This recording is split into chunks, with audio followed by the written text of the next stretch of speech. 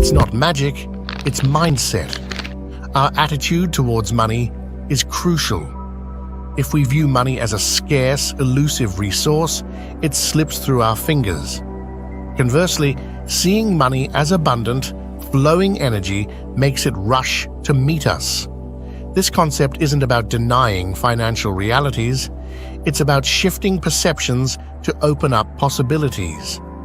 If you believe you're destined to be broke, you'll make decisions reinforcing that belief.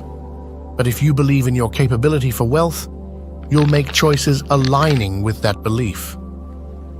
The law of attraction isn't standalone, it's part of a bigger picture requiring action and effort.